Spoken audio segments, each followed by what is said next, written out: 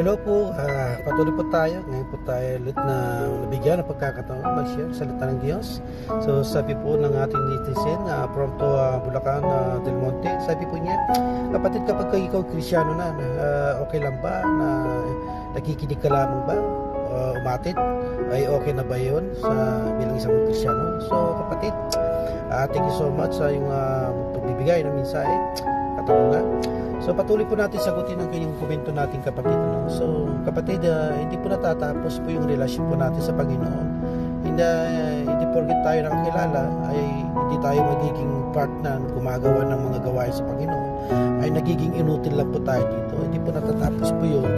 Yung gawain po natin bilang isang Kristiyano, sabi po sa Santiago 1 verse 22, huwag lang kayo maging tagapakinig ng salita ng Diyos, kundi sundin ninyo ang sinasabi nito, dahil kung hindi, dinadaya niya lang ang sarili ninyo.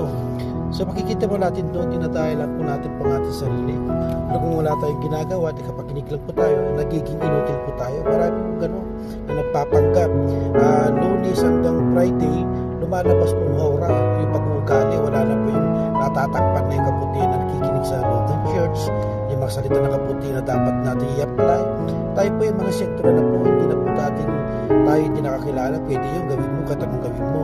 Pero bilang isang Kristyano, mag-iba na.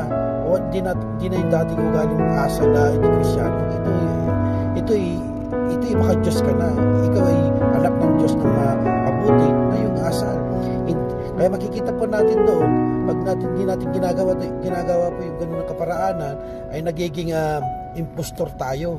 Na lumalabas po doon ay anak-anakan lang tayo ng Diyos.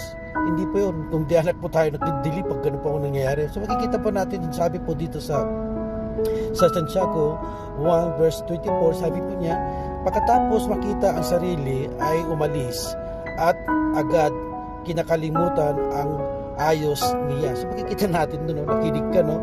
Ang interpretation po yun, kakabila na lahat na pakinggan mo salita ng Diyos, ay nakalimutan mo na. Parang lumalabas po doon, ay hindi, ikaw ay impostor, nakukunwari lang na Kristyano. Hindi po ganun.